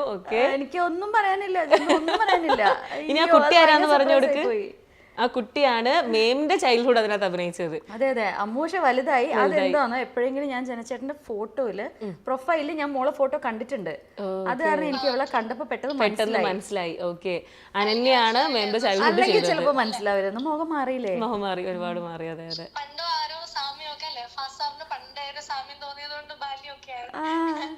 സുഖായിരിക്കുന്നു മോളെ? എന്താ പഠിക്കുവാണോ? ഭയങ്കര സന്തോഷായി. ചേട്ടാ സുഖായിരിക്കുന്നോ? ഭയങ്കര ഹാപ്പിയായി. അയ്യോ, എനിക്ക് ആ സമയത്തൊക്കെ എനിക്ക് ഉണ്ടായിരുന്ന എന്റെ പ്രഷർ ഇപ്പൊ ഞാൻ പറഞ്ഞില്ലേ, നമ്മള് ടോബ്ലറോൺ ഷോട്ട് ചെയ്തത് ചോദിക്കുമായിരുന്നു എങ്ങനെ ഉണ്ടായിരുന്നു. ഞാൻ പറഞ്ഞു ഒത്തിരി ബുദ്ധിമുട്ടിയാ ഞാനത് ചെയ്തേ. എന്താ വെച്ചാൽ എനിക്ക് ആ ഇമോഷൻ ആ പ്രായത്തിൽ കണക്ട് ചെയ്യാൻ ഭയങ്കര പാടായിരുന്നു. പിന്നെ സാറിനാണെങ്കിൽ കൃത്യം ധാരണ ഉണ്ടായിരുന്നു എങ്ങനെയാണത് വരണ്ടേന്നുള്ളത്. അപ്പൊ ഒത്തിരി സമയം എടുത്താ ചെയ്തതെന്ന് ഞാനിപ്പോ പറഞ്ഞത് ഇവർക്കൊക്കെ കൃത്യമായിട്ട് അറിയാം. അതെ. ഓക്കെ, അപ്പൊ എന്തായാലും ഒരുപാട് സന്തോഷം. ഡബിങ്ങിലൊക്കെ ജനചേട്ടൻ അവിടെ വന്നിരുന്നിട്ടുണ്ട്, കൂടെ ഉണ്ടായിരുന്നല്ലേ? ഓരോന്നും പറഞ്ഞു തന്ന് ഭയങ്കര സന്തോഷം കണ്ടപ്പോ. അപ്പൊ എന്നെ സർപ്രൈസ് ഏറ്റു. ശരി ചേട്ടാ, ശരി കാണാടാ. ഓക്കേടാ, ഓക്കെ. അതെ, നമ്മളെന്തായാലും വീഡിയോ കോളിലാണെങ്കിലും ചെയ്തു. ഓക്കേടാ, ശരി. Okay, bye. അതിപ്പോ ഞെട്ടിയില്ലേ? അത് ഞെട്ടി. ഭയങ്കര പ്ലസന്റ് സർപ്രൈസ് ആണ്. മേം ഒരുപാട് സിനിമകളിൽ ചൈൽഡ് ആർട്ടിസ്റ്റ് അഭിനയിച്ചിട്ടുണ്ട്. അപ്പൊ മേമിന്റെ ചൈൽഡ്ഹുഡ് ചെയ്ത ഒരാളെ ഞാൻ കൊണ്ടുവന്നു. ഞാൻ മോളെ ഫോട്ടോ ഒക്കെ കണ്ടിട്ടുണ്ട്. ജനചേട്ടൻ പറഞ്ഞ പോലെ ഞാൻ പറഞ്ഞ എന്റെ ചെറിയ ഫ്രണ്ട്സ് ഗ്രൂപ്പ് ഇൻസ്റ്റാഗ്രാമിലൊക്കെ അതിൽ പുള്ളിയാണ്. അപ്പൊ ഇടയ്ക്ക് എപ്പോഴെങ്കിലും അപ്പൊ ഞാൻ മോളെ ഫോട്ടോ ഒക്കെ അവിടെ കണ്ടിട്ടുണ്ട്. എനിക്ക് പെട്ടെന്ന് മനസ്സിലായത്. അങ്ങനെ മോസ് ആൻഡ് ഗേറ്റ് സിനിമയില് മേമിന്റെ ബാല്യകാലം അഭിനയിച്ച കുട്ടിയാണ് നമുക്കിപ്പോ വീഡിയോ കോളിൽ വന്നു പോയത്. ഞങ്ങൾ തമ്മിലുള്ള കണക്ഷൻ എന്ന് പറഞ്ഞാൽ, ഞാൻ കാർമൽ എന്ന് പറഞ്ഞ സ്കൂളിലാണ് പഠിച്ചത്. കാർമൽ ഇന്റർനാഷണലാണ് പഠിച്ചത്. എന്റെ ജൂനിയർ ആയിരുന്നു. അപ്പൊ ആ സമയത്ത് ഞങ്ങളുടെ സ്കൂളിലെ കുട്ടി സെലിബ്രിറ്റി ആയിരുന്നു അനന്യ എന്നാണ് പേര്. അപ്പൊ ഈ സിനിമയിൽ അഭിനയിച്ചത് കൊണ്ട് അതവിടെ വലിയൊരു ചർച്ചയായിരുന്നു. അനന്യ ഞാനേ ചെറുതാ, അപ്പൊ അനന്യ ഇച്ചിരിയും കൂടെ കുഞ്ഞതാ. അപ്പൊ അനന്യ ഇങ്ങനെ വരുമ്പോ ഒക്കെ എല്ലാരും ഇങ്ങനെ പറയും, ഈ കുഞ്ഞിങ്ങനെ സിനിമയിൽ അഭിനയിച്ചതാ. അവള് പേര് എന്നെ വീട്ടിൽ വിളിക്കുന്ന മോളെ പേരും അമ്മു എന്നാണ്. അതെ, അനന്യ എന്നാണ്. ആളിപ്പോ അടിപൊളി ആങ്കറാ. MC ചെയ്യുന്നതിൽ ഭയങ്കര എക്സ്പേർട്ട് ആണ്. അപ്പൊ ഞാൻ ഇങ്ങനെ മാമിന്റെ ഇന്റർവ്യൂ കൺഫേം ആയപ്പോ തന്നെ ഞാൻ നേരെ വിളിച്ചു. ഞാൻ പറഞ്ഞടാ വരാൻ പറ്റുമോ എന്ന് ചോദിച്ചാൽ കൊച്ചിയിലായിരുന്നു. പക്ഷെ കറക്റ്റ് ഇന്ന് ആൾക്ക് വീട്ടിൽ പോകേണ്ടി വന്നു. അങ്ങനെ ഓക്കെ, നമുക്ക് വീഡിയോ കോളിൽ ജോയിൻ ചെയ്യാം, അത് മതിയല്ലോ. സന്തോഷമായില്ലേ? അപ്പൊ നമ്മള് അങ്കിളൊക്കെ ആയിട്ട് നമ്മൾ ഭയങ്കര കണക്റ്റഡാ, ഒരു സ്കൂളിലായിരുന്നത് കൊണ്ട്. ആ സീനൊക്കെ അതിന്റെ അസിസ്റ്റന്റ് ഡയറക്ടേഴ്സ് എല്ലാവരും അതെ, അവരൊക്കെ ഭയങ്കര സപ്പോർട്ടായിരുന്നു. കാര്യം നമ്മൾ അന്ന് അത്രയല്ലേ നമുക്ക് പ്രായമുള്ളൂ. അവരെല്ലാം കൂടെ നിന്നാണ് നമ്മളെ ഒന്ന് പുഷ് ചെയ്ത് ചെയ്യിപ്പിക്കുന്നത്. മേം തന്നെയാണല്ലേ ഡബ് ചെയ്തത്? ഡബിങ് ഞാനാ ചെയ്തത്. ഓക്കെ, അതെങ്ങനെയുണ്ട്? ഞങ്ങള് ആ പാട്ടിന്റെ സൗണ്ട് ഒക്കെ മേമായിട്ട് ഒരുപാട് സിങ്ക് ചെയ്യുമല്ലോ. അപ്പൊ ഞാൻ ചോദിക്കാനിരിക്കുന്നു, ഡബിങ് മേം തന്നെയാണോ അത് വേറെ ആരെങ്കിലും? അപ്പൊ അതെന്തോ അതിനുള്ള ഭാഗ്യം കൂടെ കിട്ടി. എനിക്ക് തന്നെ ഡബ് ചെയ്യാനും പറ്റി. അപ്പോൾ ഡബിങ് സമയത്ത് ഭാഗ്യലക്ഷ്മി മാം ആയിരുന്നു. 2-3 ദിവസം മാം വന്ന് ഒന്ന് പറഞ്ഞു തന്നു, കാണിച്ചു തന്നു എങ്ങനെയാണ് അതിൻ്റെ കാര്യങ്ങളൊക്കെ കൈകാര്യം ചെയ്യേണ്ടത് എന്നൊക്കെ മാം പറഞ്ഞു തന്നു. അപ്പോൾ ഈ പറഞ്ഞ പോലെ നമ്മളെ പ്രായം അതാണ്. അപ്പോൾ അതിൽ എത്രത്തോളം എനിക്ക് മനസ്സിലായി ചെയ്യാൻ അന്നൊരു 18-19 ആ ഒരു ഏജ്. അന്നത്തെ 18-19 ഇന്നത്തെ 18-19 പക്വതയില്ല. ശരിയാ. ഇന്നത്തെ കുട്ടികളോട് പറഞ്ഞാൽ അവര് ഫോക്കസ്ഡ് ആണ്, അവർക്ക് കാര്യങ്ങൾ കൃത്യതയും വ്യക്തതയുണ്ട്. അപ്പോൾ ഇനിയിപ്പോൾ വ്യക്തതയുള്ള ആൾക്കാർ വേറെ ഉണ്ടായിരുന്നു എനിക്കറിയില്ല. ഞാൻ എന്തായാലും നല്ല ചിരിച്ചു കളിച്ചു മറ്റേക്ക് അങ്ങനത്തെ ഒരു കുറെ പേര് പറഞ്ഞു കേട്ടിട്ടുണ്ട് അഭിനയിക്കുന്നതിനെക്കാട്ടിലും പാടാണ് ഡബ്ബിങ്ങിലേക്ക് എത്തുമ്പോഴത്തേക്ക്, ഭയങ്കര പ്രയാസമാണെന്നുള്ളത്. അങ്ങനെ ഭയങ്കര ബുദ്ധിമുട്ടായിരുന്നോ? അതെന്തോന്നോ, നമ്മളിപ്പോൾ അഭിനയത്തിൽ എന്തെങ്കിലും ഒരു മിസ്റ്റേക്കോ ഒരു പോരായ്മയൊക്കെ ചില ഭാഗങ്ങളിൽ വരുമ്പോൾ ഡബ്ബിങ്ങിൽ നമുക്കതിനെ കറക്റ്റ് ചെയ്യാൻ പറ്റും. അതേപോലെ തന്നെ നമ്മളിപ്പോൾ എത്ര മരിച്ചു കിടന്ന് അഭിനയിച്ചിട്ടുണ്ടെങ്കിലും ഡബ്ബിങ്ങിൽ ഒരു പ്രോബ്ലം വന്നു കഴിഞ്ഞാൽ അത് മൊത്തം സംഭവം തിരിഞ്ഞു പോവുകയും ചെയ്യും. അപ്പം അത് വളരെ സൂക്ഷിച്ച് ചെയ്യേണ്ട ഒരു കാര്യമാണെന്നാണ് ഞാൻ മനസ്സിലാക്കുന്നത്, എൻ്റെ ഒരു ഒബ്സർവേഷൻ. അപ്പോൾ അത് ഇമ്പോർട്ടൻ്റ് ആണ്, വളരെ ഇമ്പോർട്ടൻ്റ് ആണ് കറക്റ്റായിട്ട് ഡബ് ചെയ്യുക എന്നുള്ളത്. ഒരേ സാധനം നമുക്ക് പല മോഡുലേഷനിലും പറയാൻ പറ്റും.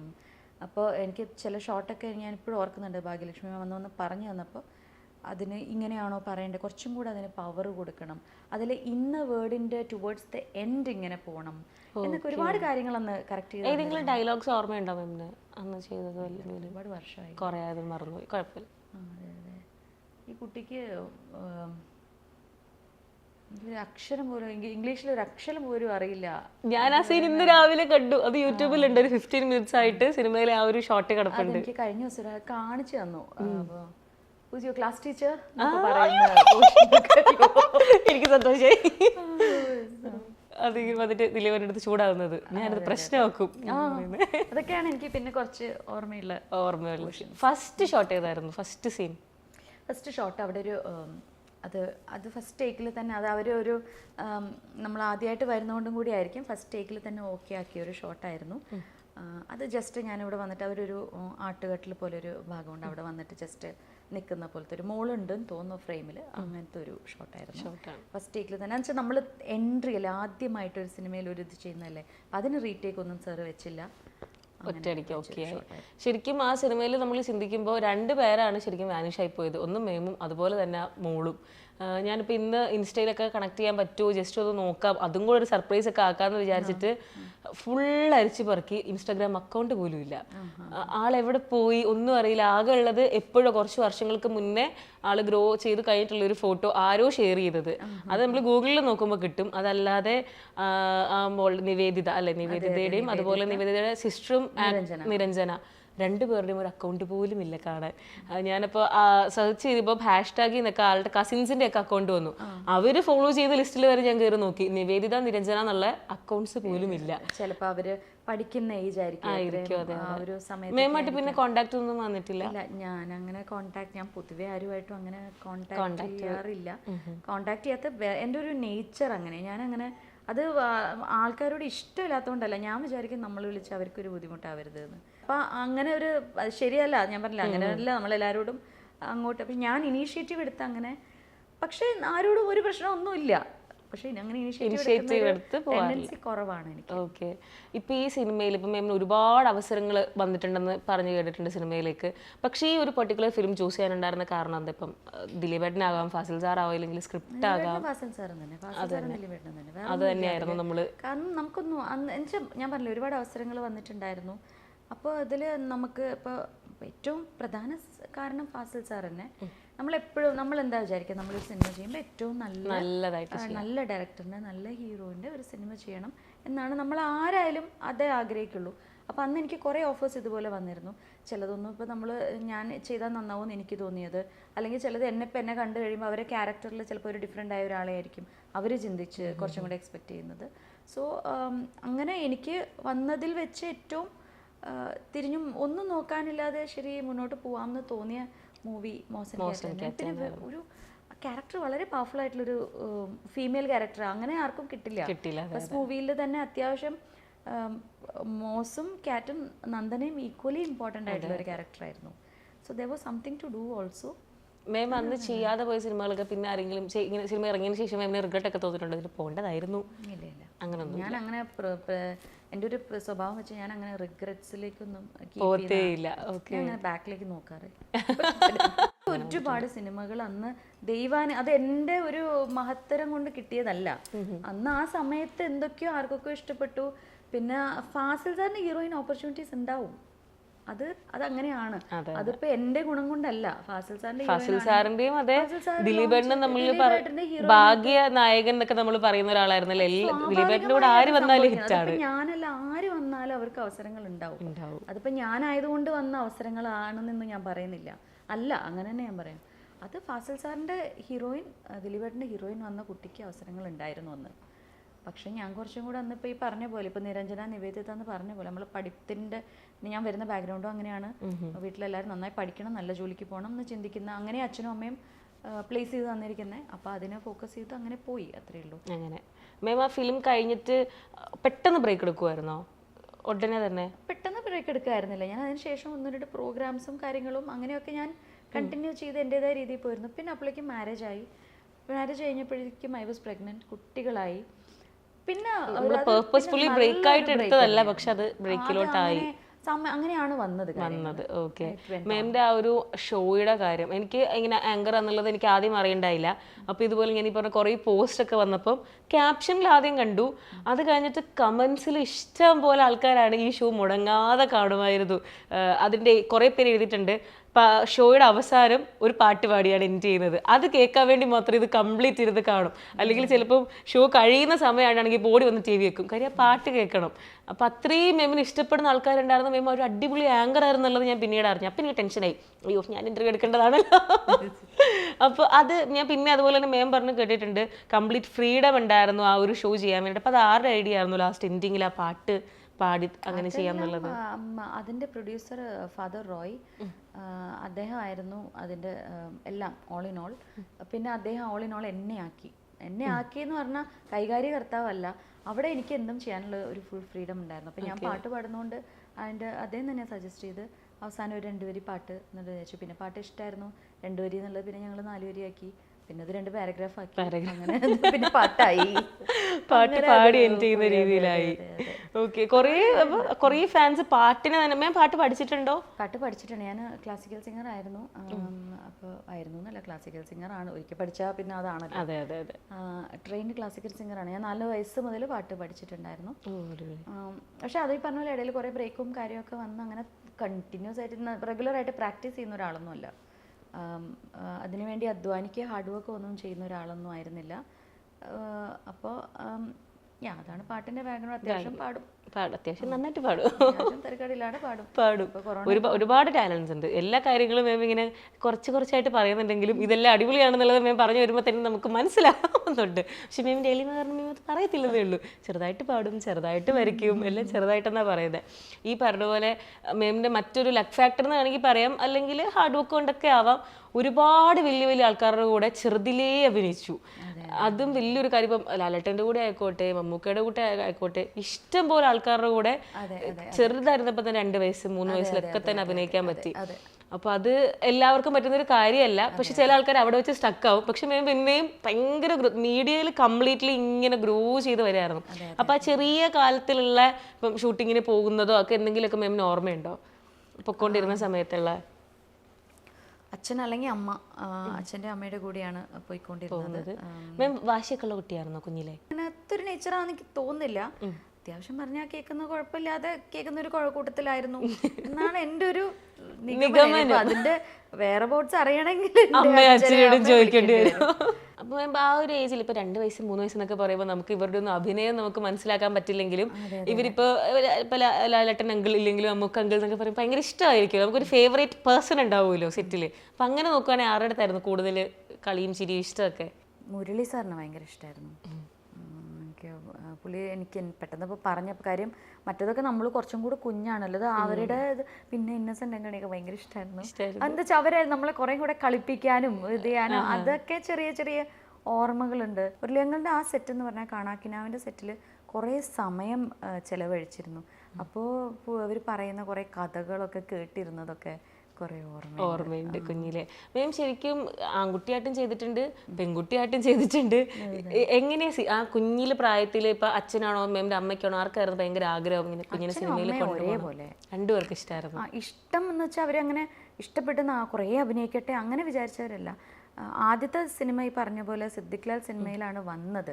അപ്പോൾ അവരുടെ കൂട്ടുകെട്ടിൽ വന്ന സിനിമ ആയതുകൊണ്ട് പിന്നീട് അവസരം ഇതേ ഞാനിപ്പോൾ ഫാസിൽ സാറിൻ്റെ കാര്യം പറഞ്ഞ പോലെ ഉറപ്പായിട്ടും നമുക്ക് അവസരങ്ങൾ പിന്നീട് വരും. അവിടെ നിന്ന് വന്നതാണ് കമൽ സാറിൻ്റെ അടുത്ത സിനിമ.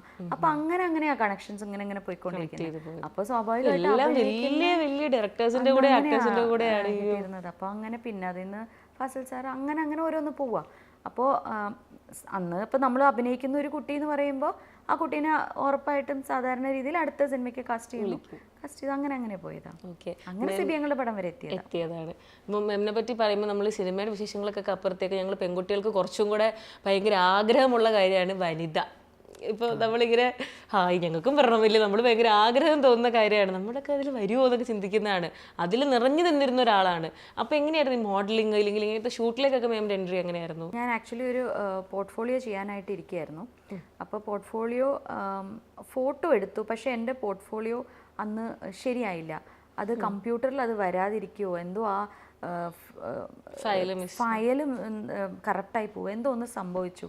പക്ഷേ ആഡ് ചെയ്യാന്നുള്ള അങ്ങനെ ആക്സിഡൻ്റലി ഞാൻ ആ ആഡിലേക്ക് എത്തിപ്പെട്ടത്. അവരെൻ്റെ പോർട്ട്ഫോളിയോ കാണാൻ പറ്റിയില്ല അവർക്ക്. പക്ഷേ എന്തായാലും തീരുമാനിച്ചു എന്നാൽ അത് ചെയ്യാമെന്ന് പറഞ്ഞിട്ട് ഞാൻ എൻ്റെ ആദ്യത്തെ ആഡ് അങ്ങനെ ചെയ്യുന്നതാണ്. കേരള ഗവൺമെൻറ്റിൻ്റെ ജൈവ് എന്ന് പറഞ്ഞൊരു ആഡ് ചെയ്യുന്നതാണ്. അങ്ങനെ അത് കണ്ടിട്ടാണ് അടുത്തത് വരുന്നത്. പിന്നെ ഈ പറഞ്ഞ പോലെ സ്വാഭാവികമായിട്ട് 1, 2, 3 അതങ്ങനെ സംഭവിച്ചു പോയ കാര്യങ്ങളായിരുന്നു. വനിതയുടെ കവർ ഷൂട്ടൊക്കെ ആയപ്പോഴത്തേക്ക് വനിതയ്ക്ക് മുമ്പ് ഞാൻ ചെയ്തത് കന്യകയുടെ കവർ ഷൂട്ട്സ് ആയിരുന്നു. അന്ന് വിപിൻ എന്നാണ് അദ്ദേഹത്തിൻ്റെ പേര്, ഫോട്ടോഗ്രാഫർ. വിപിൻ ചേട്ടനൊക്കെയാണ് എൻ്റെ ഒരുപാട് നല്ല ഫോട്ടോസ് ക്യാപ്ചർ ചെയ്തിട്ടുള്ളതാണ് അവരൊക്കെ. അപ്പോൾ കന്യകയ്ക്ക് ഞാൻ ഒരുപാട് ഫോട്ടോസ് വിപിൻ ചേട്ടൻ്റെ കൂടെ ഞാൻ ചെയ്തിട്ടുണ്ട്. അതുപോലെ പിന്നെ വനിതയിലേക്ക് വരുന്ന സമയത്തും വനിതയിലും ഈ പറഞ്ഞ പോലെ ഇപ്പോൾ അവർ ഡയറക്ടേഴ്സാണ് എബ്രഡ് ഷൈൻ, മാർട്ടിൻ റാഗ്. അപ്പോൾ ഷൈൻ ചേട്ടൻ്റെയും മാർട്ടിൻ ചേട്ടൻ്റെയും ഒക്കെ കൂടെ ഒരുപാട് വർക്ക് ചെയ്തിട്ടുണ്ട്. ഒരു ഭാഗ്യം പോലെ നമുക്ക് വന്ന് വിടുന്നത്. പിന്നെ ഇപ്പോഴും ശ്രീകാന്ത് ചേട്ടൻ ഇപ്പോഴും അവിടെ ഉണ്ടെന്ന് തോന്നുന്നു. അപ്പോൾ ഇതിനെല്ലാം എൻ്റെ കൂടെ നിന്നത് വനിതയുടെ അന്നത്തെ എഡിറ്റർ മേളി എന്ന് പറയുന്ന മേളിയാൻ്റെ ഇപ്പോഴും അവിടെ ഉണ്ടെന്നാണ് എനിക്ക് തോന്നുന്നത്. അപ്പോൾ അവരൊക്കെ എൻ്റെ അമ്മ എൻ്റെ കൂടെ നിൽക്കുന്ന അത്രയും സപ്പോർട്ടിൽ എൻ്റെ കൂടെ നിന്ന് ചെയ്യിപ്പിച്ച്. അപ്പോൾ എനിക്ക് എന്തുകൊണ്ടോ ഒരു സാരി വന്ന് അവർക്ക് ചേരും. എന്തായാലും വർഷത്തിൽ ഒരു 2 കവർ എനിക്ക് വനിതയ്ക്ക് ഉണ്ടായിരുന്നു, എങ്ങനെയെങ്കിലും ഉണ്ടായിരുന്നു. അതെങ്ങനെയാണ് ഭാഗ്യം.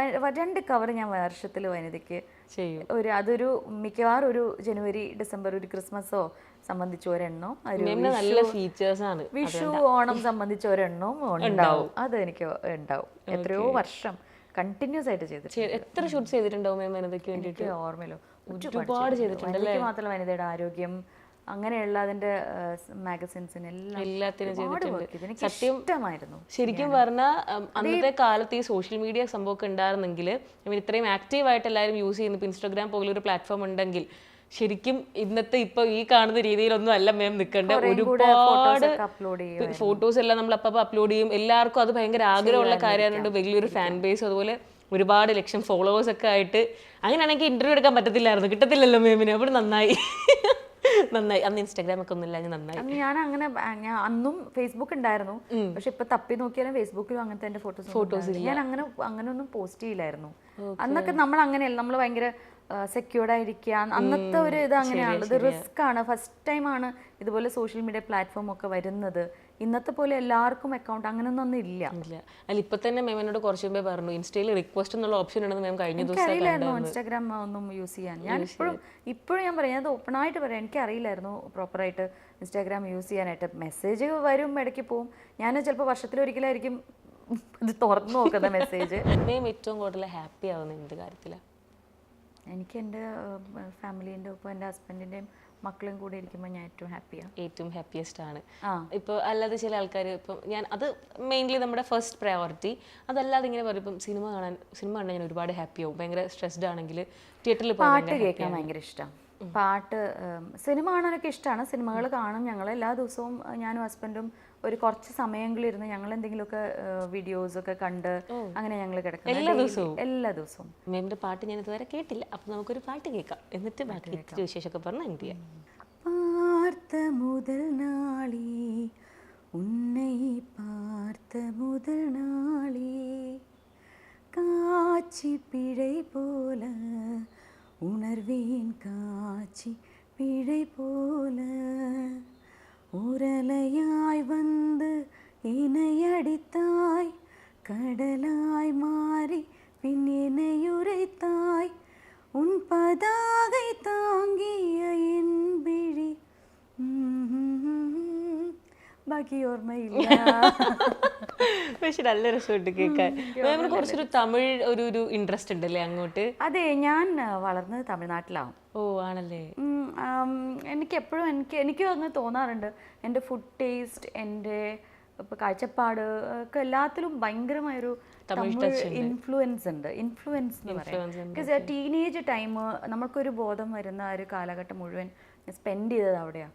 So that has influenced me a lot. So my perspectives also. മാമിൻ്റെ ഇപ്പോൾ നമ്മൾ ആ ഒരു പഴയ മോശൻ കാട്ടിലെ പാട്ടും കാര്യമൊക്കെ കാണുമ്പോൾ ഇപ്പം ഐബ്രോസ് ഒക്കെ ആയിക്കോട്ടെ, ഇപ്പം അസിൻ, നയൻതാര അവരുടെയൊക്കെ ആ ഒരു സ്റ്റൈലിലെ ലുക്കും ഹെയറും എല്ലാം ലൈക്ക് ബോഡി സ്ട്രക്ചർ എവറിത്തിങ് ഭയങ്കര സിമിലർ ആണ്. നമ്മൾ കൂടുതലും തമിഴിലേക്ക് പോകുന്ന ഹീറോയിൻസിൻ്റെ ഒരു എക്സാക്ട് ലുക്കും കാര്യങ്ങളൊക്കെ ഉണ്ട്. അപ്പോൾ ഇവർ തമിഴിൽ നിന്നൊക്കെ ഓപ്പർച്യൂണിറ്റീസ് വന്നിട്ടുണ്ടല്ലേ? തമിഴിലൊക്കെ ചെയ്യാറ് ഭയങ്കര അങ്ങനെ. അത് എന്തുകൊണ്ടോ ഇങ്ങനെ എന്താ വെച്ചാൽ നമുക്ക് അറിയില്ല, നമുക്കിപ്പോൾ ഓരോരുത്തർക്ക് ഇറ്റ്സ് റിട്ടൺ അല്ലേ. സോ കറക്റ്റായിട്ട് ഇപ്പോൾ ഇന്നത് ചെയ്യാന്ന് വെച്ചാൽ അത് ഇറ്റ് ഹാസ് ടു ഹാപ്പൻ. അതിലിപ്പോൾ നമ്മൾ റിഗ്രറ്റ് ചെയ്തിട്ടോ അല്ലെങ്കിൽ ഒരു സംശയം ഇപ്പോഴും ഇഫ് യു ഗിവ് മീ ഒന്ന് തിരിച്ചു പോയിട്ട് ഒന്ന് ചെയ്യുന്നതാണ് ഞാൻ ഇത് തന്നെ ഒരു സംശയമില്ല, അതിൽ ഒരു സംശയമില്ല. പക്ഷേ അതിപ്പോൾ പക്ഷേ ചിലപ്പോൾ നമുക്ക് വെച്ചിട്ടുണ്ടാവും ചില കാര്യങ്ങൾ നടന്നേ സംഭവിക്കുള്ളൂ. അതിലൊന്നാണ് ഞാനിപ്പോൾ ഇന്ന് വീണ്ടും വന്ന് ഇപ്പോൾ ഇവിടെ വന്നിരിക്കുന്നത്. അല്ലെങ്കിൽ ഞാൻ ഒരിക്കലും ഇവിടെ വന്നിരിക്കേണ്ട. ഇത്രയും വർഷത്തിന് ശേഷം പിന്നെയും നമ്മൾ ഇതിലേക്ക് വരുന്നു. എൻ്റെ പേജൊക്കെ എടുത്ത് നിങ്ങളുടെ പ്രായമുള്ള ഒരുപാട് പേരുണ്ട്. അന്ന് ഇപ്പോൾ 6ലും 7ലൊക്കെ പഠിക്കുന്ന കുട്ടികളൊക്കെ എൻ്റെ പ്രോഗ്രാം കണ്ടുകൊണ്ടിരുന്നവർ എൻ്റെ ഇൻബോക്സിലൊക്കെ ഇഷ്ടംപോലെ സ്നേഹത്തോടെയുള്ള മെസ്സേജുകളാണ്. അപ്പോൾ ഞാൻ പാട്ട് പാടിയതും അത് ഞാൻ ജീവൻ TV-യിലെ പ്രോഗ്രാമാണ് ചെയ്തത്. ഒരുപാട് സിനിമയോ ഒരുപാട് പാട്ടുകളോ പ്രോഗ്രാംസോ ഒന്നും ചെയ്തിട്ടില്ല. എന്നിട്ടും ആളുകൾ അത് ഓർത്തെടുക്കുന്നു, അതിന് നല്ലത് പറയുന്നു എന്ന് പറഞ്ഞാൽ ഞാനത് എക്സാജറേറ്റ് ചെയ്യുന്നതല്ല, അത് ഭയങ്കര ഗ്രേറ്റ്ഫുൾ ആവേണ്ട ഒരു കാര്യമാണ്. അതെന്തോ ഭാഗ്യം കൊണ്ട് അങ്ങനെ സംഭവിക്കുന്നു, അത്രേ ഉള്ളൂ. പിന്നെ ഇപ്പോൾ ഈ പറഞ്ഞ പോലെ വനിതയുടെ കവർ ഫോട്ടോസോ ഷൂട്ട്സോ ഒക്കെ കാണുമ്പോൾ ഇറ്റ്സ് നോട്ട് ലൈക്ക് അയ്യോ എനിക്കത് ചെയ്യണം, അതല്ല. ഐ ഗോ ബാക്ക്, മെമ്മറീസ് വന്നിട്ട് പോകും. There are lot of good memories that you have. So how we shot. ഞങ്ങളിപ്പോൾ കഴിഞ്ഞ ദിവസം ഞാൻ എൻ്റെ ഒരു യൂട്യൂബിലൊരു ഇതൊക്കെ വന്ന സമയത്ത് ഒരു വീഡിയോ ഒരാൾ അയച്ചു തന്നു.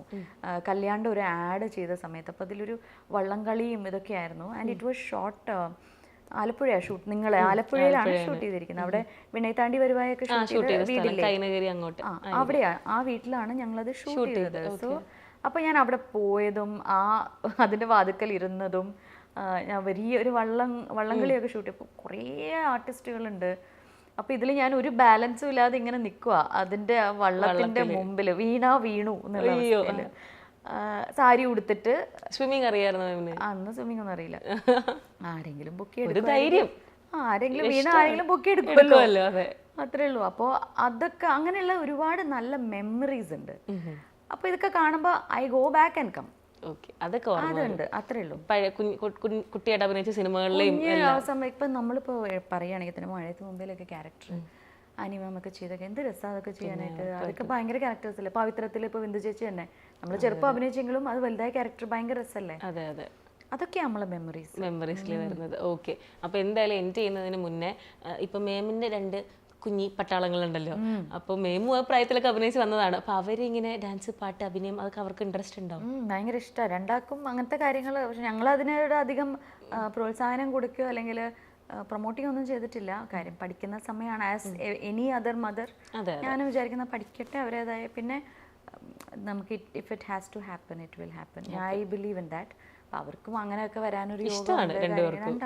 അറിയോ അവർക്ക് അമ്മയും അച്ഛനും നടനും? ഇല്ല, അവർക്ക് അതിന്റെ വ്യത്യാസം അങ്ങനെ തിരിച്ചറിയാൻ പറ്റുന്ന എനിക്ക് തോന്നുന്നില്ല.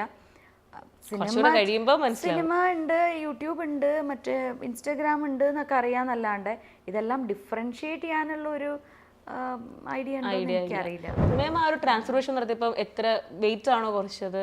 വെയിറ്റ് അല്ല, ഞാൻ ആക്ച്വലി പണ്ടൊക്കെ വെയിറ്റ് ലോസ് ആണ് നോക്കിയിരുന്നത്. പിന്നെ ഒരു പ്രായത്തിൽ ഇപ്പോൾ മനസ്സിലായത് വെയിറ്റ് ലോസ് അല്ല, നമ്മളൊരു proper transformation is A different word. അപ്പോൾ അതിൽ നമ്മൾ പറഞ്ഞ പോലെ കുറച്ച് നല്ല നമുക്ക് മൊബിലിറ്റി, പ്രോപ്പർ മൊബിലിറ്റി, ഫ്ലെക്സിബിലിറ്റി, അതുപോലെ സ്ട്രെങ്ത്ത്, മെയിൻലി സ്ട്രെങ്ത്ത് നമുക്ക് ലിഫ്റ്റ് ചെയ്യാനും കാര്യങ്ങൾക്കൊക്കെ അതാണ് ഫോക്കസ് ചെയ്യേണ്ടതെന്ന് മനസ്സിലായി.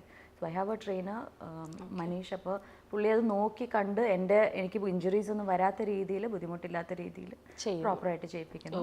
എനിക്ക് കുറച്ച് സ്ലോ ആണ് എനിക്ക് റിസൾട്ട്സ് വരാനായിട്ട്. I have some stubborn fat. അപ്പോൾ ഇത്രയും നാളത്തെ ഒരു ലൈഫ് സ്റ്റൈലും കാര്യമൊക്കെ മാറുമല്ലേ. But I'm okay with it. I'm ready to wait, take time and get the result. പയ്യെ മതി. നല്ലോണം ഫുഡ് കഴിച്ചാ കുറയ്ക്കുന്നത്. ഡയറ്റ് അങ്ങനെ ഒന്നും കഴിക്കാതിരിക്കാന്നുള്ള ഡയറ്റ് അല്ല. അത് എൻ്റെ ട്രെയിനർക്ക് മനീഷിന് അത് നിർബന്ധമാണ്. ഞാൻ വന്നപ്പോൾ ഞാൻ ആദ്യം പറഞ്ഞു നമുക്ക് ഫുഡൊക്കെ ഒന്ന് കട്ടിയാൽ, മനീഷൊന്നും പറ്റില്ല, ഒന്നും നടക്കില്ല. ബിക്കോസ് മര്യാദയ്ക്ക് ഫുഡ് കഴിച്ചാൽ മാത്രമേ മെറ്റബോളിസം പ്രോപ്പറായി ഇത് റിക്കവറി വരുന്നുള്ളൂ. ഫുഡിൽ കുറച്ച് മാറ്റങ്ങളൊക്കെ വരുത്തിയിട്ടുണ്ടാവും. മാക്സിമം ഹെൽത്തി ഓപ്ഷൻസ് ആക്കി, ഇങ്ങനെ ഫ്രൈഡ് അങ്ങനത്തെ ഒന്നുമില്ല, ഷുഗർ കട്ട് അങ്ങനെയൊക്കെ. എന്ന് വെച്ചാൽ എന്തെങ്കിലും ഒരു ആഗ്രഹം തോന്നിയ ഒരു ജ്യൂസോ ഇത് കുടിക്കില്ല എന്നല്ല, പക്ഷെ അങ്ങനെയാ. അതെ അതെ, കാര്യം മസിൽ ലോസ് ഒന്നും വരാതെ അങ്ങനെ. നമുക്കിപ്പോ കുറച്ചും കൂടെ അവയർനെസ് ഉണ്ടല്ലോ. എല്ലാവർക്കും കുറെ ആൾക്കാർക്ക് സോഷ്യൽ മീഡിയയിൽ നല്ല സൈഡാണത്. ഇന്ന സാധനങ്ങൾ കഴിച്ചുകൂടാ. അപ്പൊ കുറെ ആൾക്കാർക്ക് ഷുഗർ കംപ്ലീറ്റ്ലി അവോയ്ഡ് ചെയ്യുമായിരുന്നു, പക്ഷെ സോൾട്ട്, ഉപ്പിട്ട നാരങ്ങളൊക്കെ ഇഷ്ടം പോലെ കുടിക്കായിരുന്നു. പക്ഷെ കുറച്ച് കഴിയുമ്പോൾ അറിയുന്നത് ലൈക്ക് വൈറ്റ് എന്നുള്ളത് ഉപ്പും മധുരവും രണ്ടും അത്ര നല്ലതല്ല എന്നുള്ളത്. തീരെ പറ്റില്ല. ഞാനിപ്പോ അപ്പൊ തന്നെ ബോഡി വാട്ടർ റിട്ടൻഷൻ കാണിക്കൂല്ലേ, ഭയങ്കര വാട്ടർ റിട്ടൻഷൻ ഒക്കെ. ഇപ്പൊ അപ്പോൾ ആദ്യമൊക്കെ മനുഷ്യർക്ക് എൻ്റെ മെറ്റബോളിസം പ്രോപ്പർ ചെയ്യാനാണ് നോക്കിയത്. തീരെ മെറ്റബോളിസം ഉണ്ടായിരുന്നില്ല. അന്ന് സിനിമയൊക്കെ ചെയ്യുന്ന സമയത്ത് ഹൈ മെറ്റബോളിസം ആയിരുന്നു. എന്ത് ചെയ്താലും വണ്ണം വെക്കില്ല, ഒന്നും സംഭവിക്കില്ല, എന്തും കഴിക്കാം. പക്ഷേ ആഫ്റ്റർ 2 പ്രഗ്നൻസി, 2 സിസേറിയൻ ആയിരുന്നു. അതൊക്കെ കഴിയുമ്പോഴത്തേക്കും യുവർ ബോഡി ചേഞ്ച് ചെയ്യും. ഓക്കെ മാം, അപ്പോൾ എന്തായാലും എനിക്ക് ഭയങ്കര സന്തോഷം. ഞാനിപ്പോൾ ആദ്യം പറഞ്ഞ പോലെ തന്നെ നമ്മൾ കുഞ്ഞായിരുന്നപ്പോൾ ഇപ്പോൾ അനന്യയെ നമ്മളിങ്ങനെ കണ്ട് പറഞ്ഞുകൊണ്ടിരുന്ന മോശൻകാറ്റിലെ അഭിനയിച്ച കുട്ടിയാ എന്നൊക്കെ പറഞ്ഞുകൊണ്ടിരുന്നിടത്ത് നിന്ന് അതിലെ ആ ഒരു നായികയെ ഞാനിപ്പോൾ ഇത്രയും നാളുകൾക്ക് ശേഷം ഇൻ്റർവ്യൂ എടുക്കും എന്നുള്ളതൊന്നും സ്വപ്നത്തിൽ പോലും വിചാരിച്ച കാര്യമല്ല. നമ്മൾ ഇമാജിൻ ചെയ്യുന്നതിനകത്ത് പോലും ഇല്ല. ഇപ്പം പ്രിയം സിനിമയിലെ ദീപ എന്ന് പറയുന്ന ആ ഒരു ചേച്ചി ആക്ട്രസ് ഇപ്പം വീണ്ടും നമ്മളിപ്പോൾ വീഡിയോസിലൊക്കെ കാണുന്നുണ്ട്. അപ്പോൾ ഞാൻ ചിന്തിക്കുക, പണ്ട് ആ കട്ടുറുമ്പിന് കല്യാണം അത് പാട്ടൊക്കെ പാടി ഡാൻസ് കളിച്ചുകൊണ്ടിരുന്ന ഞാൻ ഇപ്പൊ ഇന്റർവ്യൂവിന് വിളിക്കുന്നു. അപ്പൊ അത് നമ്മൾ ആഗ്രഹിക്കുന്നതിലും അപ്പുറത്തേക്കാണ്. അപ്പൊ മേമിനെ കാണാൻ പറ്റിയതിലും ഒരുപാട് സന്തോഷം. Thank you. Wonderful presentation. നമുക്ക് വന്നിരിക്കുമ്പോൾ നമുക്ക് വളരെ ഹാപ്പി ആയിട്ട് അവിടുന്ന് പോവാനുള്ള രീതിയിൽ നല്ല സംസാരം, നല്ല കോൺവെർസേഷൻ ആയിരുന്നു. Thank you so much. ഒരു സർപ്രൈസ് വർക്ക്ഔട്ട് ആയപ്പോൾ തന്നെ ഞാൻ ഹാപ്പി ആയി. നല്ല സർപ്രൈസ് ആയിരുന്നു. Thank you so much. ഞാൻ ഹാപ്പി ആയി. എനിക്ക് ഒരുപാട് ഇഷ്ടമുള്ള ആളുകളായിരുന്നു. കുറേ നാളേക്ക് ശേഷം കാണാൻ പറ്റിയല്ലേ. പിന്നെ ചേട്ടൊക്കെ ഭയങ്കര സപ്പോർട്ടായിരുന്നു ആ സമയത്തൊക്കെ. കുറേ മെമ്മറി പറഞ്ഞ പോലെ മെമ്മറീസ് എല്ലാം ഓർക്കാൻ പറ്റിയതിൽ എനിക്ക് സന്തോഷം. അപ്പോൾ എന്തായാലും മാം പറഞ്ഞ പോലെ ആ മാമിൻ്റെ സൈഡിൽ നിന്ന് വരാൻ പോകുന്ന ആ ഒരു വർക്ക് ഇല്ലെങ്കിൽ എന്താണോ അതിന് ഞങ്ങൾ എല്ലാവരും വെയിറ്റ് ചെയ്യുന്നു. അത് അടിപൊളിയാവട്ടെ. Thank you madam. Thank you so much. All the best. Thank U.